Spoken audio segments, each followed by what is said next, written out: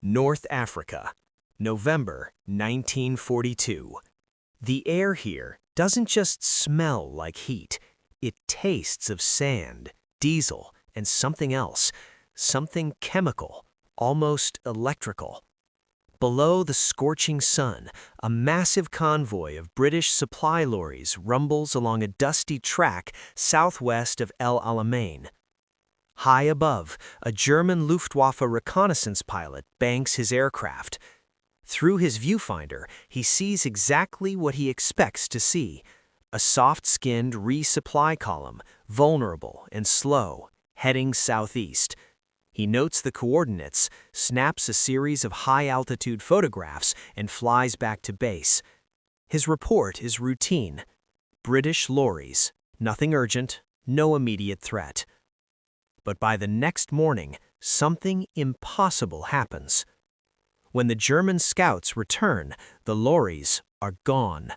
They haven't been destroyed, they haven't dispersed into the dunes, they haven't even been hidden under camouflage netting. They have simply vanished. In their place sits a cluster of heavy British tanks, motionless in the early morning heat, guns pointed directly at the German lines. The German observer is baffled. He logs the armor, but he misses the terrifying truth. He cannot know that the lorries he saw yesterday and the tanks he sees today are the exact same vehicles. What he just witnessed wasn't a military maneuver, it was a magic trick. A trick so audacious, so massive in scale, that it made an entire army disappear in plain sight on a flat, featureless desert. This is the story of Operation Bertram. It's the story of how an eccentric London stage magician, a team of camouflage artists, and a secret unit of camoufleurs used theatrical deception to win one of the most decisive battles of World War II. Welcome to the ultimate game of high-stakes misdirection. To understand how the British pulled this off, you first have to understand the nightmare of the Western Desert. In military terms, the desert was a problem of visibility. Think about it.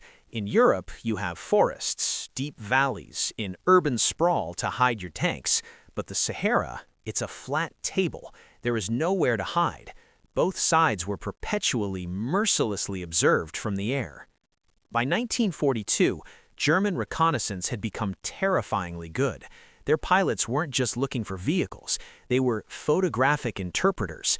They could tell a tank from a truck just by looking at its shadow, its track marks, or even the heat signature radiating off the sand. For British commanders, this was a death sentence. If a tank formation was spotted from the air, it was usually hit by artillery or Stuka dive bombers within hours. Strategic surprise, the holy grail of warfare, was considered impossible. General Erwin Rommel, the Desert Fox, was a master of this environment. He could anticipate British movements before they even fully developed.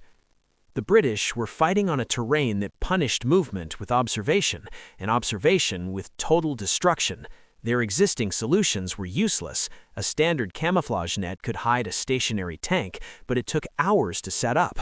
Worse, it didn't hide the tank's shadow, and in the desert, a shadow is as distinctive as a fingerprint. If the British were going to win, they didn't just need to hide their tanks, they needed to transform them. They needed to make the German High Command look at a strike force of 600 heavy tanks and see a harmless group of supply trucks. They needed a magician. Maskelyne wasn't a career soldier. He was a third-generation stage illusionist from London's West End. His grandfather, John Neville Maskelyne, was a legend of Victorian magic. Jasper joined the Royal Engineers in 1939 with a singular, borderline insane proposal. He claimed he could apply the principles of theatrical illusion to industrial-scale warfare. Initially, the military establishment laughed him off, but eventually he was sent to Cairo to a unit known as the Camouflage Development and Training Center. There, he joined a ragtag group of artists, scene painters, architects, and engineers. They weren't planning a battle, they were designing a performance, and the stage was 60 kilometers of open desert. The sun shield and the canteen. The secret weapon of the British Eighth Army wasn't a new gun or a faster engine. It was a device known as the sun shield. To the naked eye, the sun shield looked like a pile of junk, a lightweight, collapsible frame made of tubular steel and wooden struts. But when it was stretched over with Hessian canvas and painted with sand-toned textures, it became a masterpiece of deception. Imagine a British Crusader or Valentine tank. It's angular, heavy, and casts a very specific, aggressive shadow. Now, imagine 4 soldiers taking just 20 minutes to dress that tank. They snap the sun shield frame into place. Suddenly, the tank's silhouette is gone. From 10,000 feet in the air, that 30-ton killing machine looks exactly like a standard 3-ton supply lorry. This worked on 2 brilliant psychological principles. First, silhouette breaking. The canvas skin replaced the sharp, metallic angles of a tank with the soft, boxy profile of a truck body. Second, shadow matching. This was the genius part. The frame was raised at just the right height so that at peak daylight hours, when German recon planes usually flew, the shadow cast by the fake canvas body matched the shadow of a real truck with eerie accuracy. To a German photographic interpreter, the tank didn't just disappear, it was optically erased. But the British didn't stop there.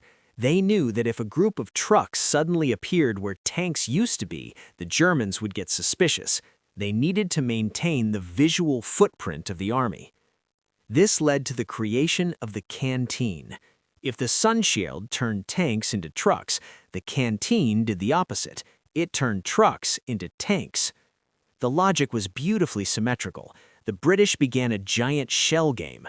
While the real tanks moved forward under the cover of night, wearing their sun shields, looking like a supply convoy, the real supply trucks moved into the old tank positions, wearing their canteens, looking like a parked tank division. To an observer in the sky, nothing had changed. The number of tanks and trucks in the area remained statistically constant. The German intelligence reports would read, "Enemy dispositions unchanged. No signs of an impending offensive."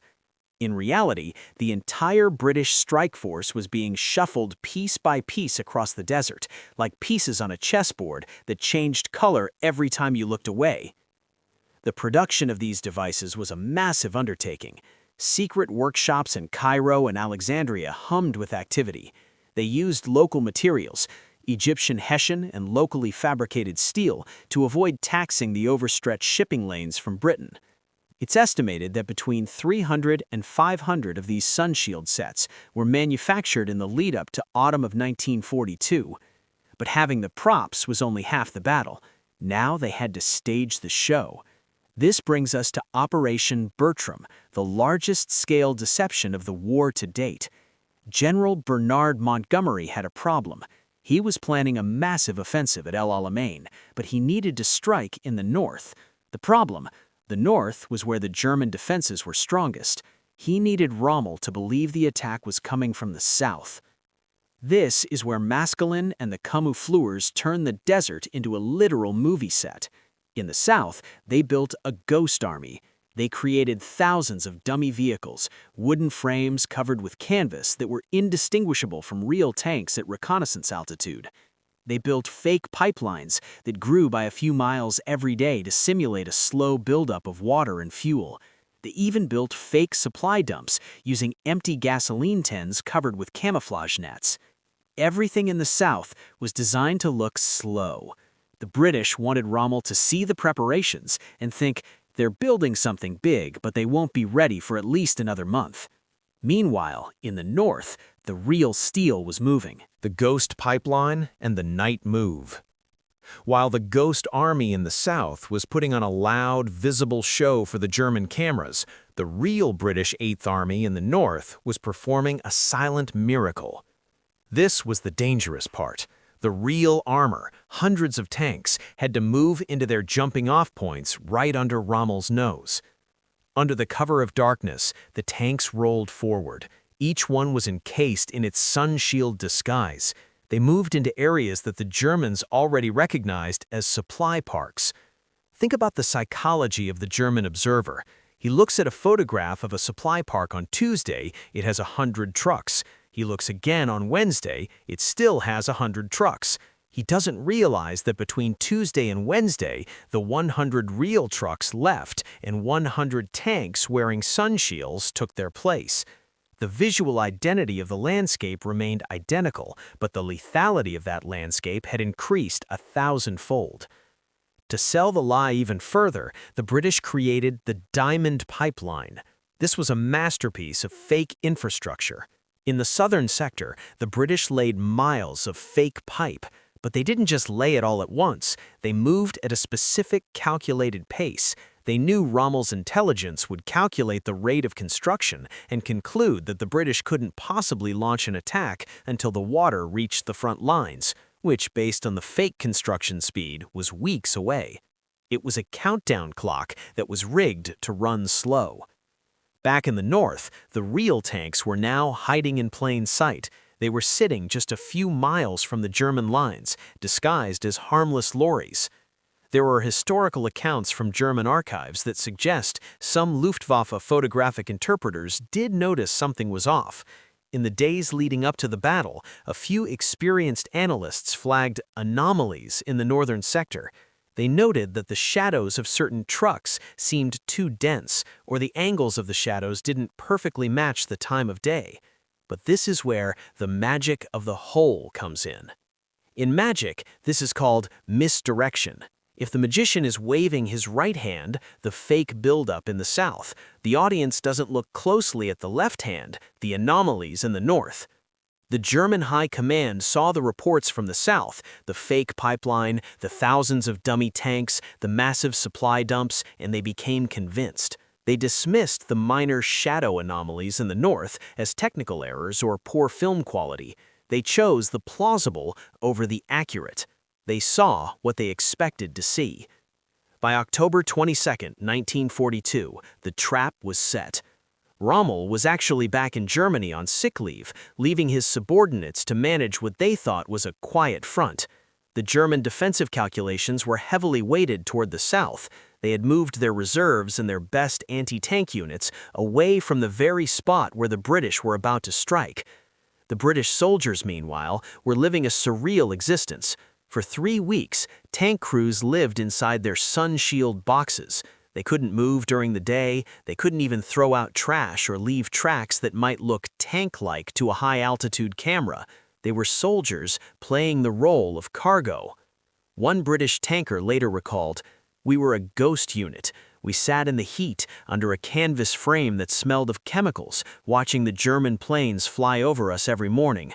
We felt like we were part of a theater troupe, not an army. We just kept waiting for someone to shout, 'Curtain up!' That curtain was about to rise with the sound of 1,000 guns."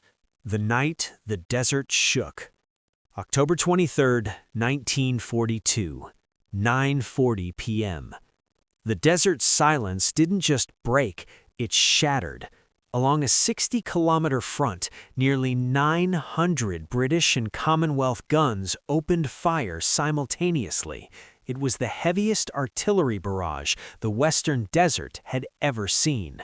The theatrical performance was over. The sun shields were cast aside. The lorry parks erupted into steel and fire as hundreds of tanks that officially didn't exist according to German intelligence, roared to life. The surprise wasn't just tactical, it was psychological. The German forces in the north found themselves facing a weight of armor they hadn't estimated from positions they thought were harmless supply depots. The slow buildup they had been watching in the south, it was a ghost, a fabrication of wood and canvas. When Rommel rushed back from Germany to take command, he wrote in his diary that the British attack had come with a weight and coordination he had not anticipated. Despite his brilliant reconnaissance, despite his skilled analysts, he had been blindsided by a magic trick. Operation Bertram is often overshadowed by the raw firepower of the battle that followed, but historians now agree the camouflage program was the force multiplier that made victory possible. Montgomery had more armor in the north than Rommel expected, and he was able to deploy it at the exact moment the German defense was looking the wrong way. But what happened to the magic men? After the success at Al Alamein, the British approach to deception changed forever. They had proven that the most effective concealment wasn't invisibility, it was misidentification. The Americans, who arrived in 1943, were initially skeptical. U.S. liaison officers looked at the sun shields and the wooden dummy tanks and called them elaborate toys. They preferred the American way: air superiority and overwhelming material abundance. If you have 5,000 tanks, you don't need to hide them, right? But after seeing the results at Al Alamein, even the Americans changed their tune. The lessons learned by Jasper Maskelyne's units in the Cairo workshops became the doctrinal foundation for Operation Quicksilver, the massive deception plan for D-Day. The famous Ghost Army that fooled Hitler into thinking the D-Day landings would happen at Pas de Calais. That started here, in the sands of Egypt, with a stage magician and some canvas frames. Even the Japanese independently developed similar techniques, using decoy shipping to lure Allied bombers away from real targets. The principle had become universal. The mind fills in the gaps between observation and conclusion with what is plausible, not what is true. But for Maskelyne and his team, the war remained a strange blend of industrial production and theatrical flair. They continued to innovate, creating fake moonlight using searchlights and even attempting to hide the Suez Canal using revolving light mirrors, though the success of that particular trick is still debated. The tragedy of the camouflagers is that their greatest successes are, by definition, invisible. If they did their job perfectly, no one, not even history, would know they were there. The legacy of the Vanishing Act. Today, if you visit the North African desert, you won't find many traces of Operation Bertram. The sun shields were made of hessian and wood, materials not designed to survive the brutal sun or the passage of decades. Most were simply discarded, burned for fuel, or left to rot in the sand once their performance was over. There are no massive monuments to the Ghost Pipeline. There are no plaques for the canteen trucks. The only place you can see this history is in the archives. The Imperial War Museum in London holds a partial reconstruction of a sun shield, painstakingly assembled from surviving components and old photographs. The Bovington Tank Museum keeps the blueprints, the stage notes for the world's most dangerous magic show. But the real legacy of the British trick isn't in a museum, it's in the very nature of modern warfare. The Sun Shield program taught us a fundamental truth about human perception. An enemy who has been fooled once by transformation camouflage becomes infected with a corrosive uncertainty. From that day on, German reconnaissance pilots couldn't trust their own eyes. Every time they saw a truck, they wondered if it was a tank. Every time they saw a tank, they wondered if it was a wooden dummy. This strategic doubt forced the Axis to make more cautious, slower defensive decisions for the rest of the war. As the old saying in magic goes, once the audience knows there's a trapdoor, they never stop looking at the floor. Was the sun shield the sole reason the British won at El Alamein? No.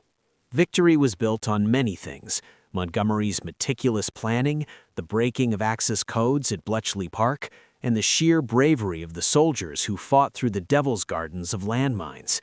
But as the heavy artillery opened up on that October night, it was the magic men who had given those soldiers the greatest gift of all, the element of surprise.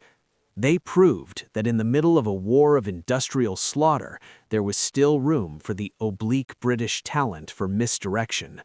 They proved that sometimes a piece of painted canvas and a few wooden struts are more powerful than a 75mm armor-piercing shell. Think back to that German observer in November 1942. He was a professional. He was well-trained. He was doing his job conscientiously. But he was fighting an enemy that didn't play by the rules of the textbook. He was fighting an army that had spent its evenings dressing up tanks as lorries and lorries as tanks. He saw what he expected to see, and in that gap between what he saw and what was actually there, the Second World War turned. The trick worked, the guns opened up, and the desert was never empty again.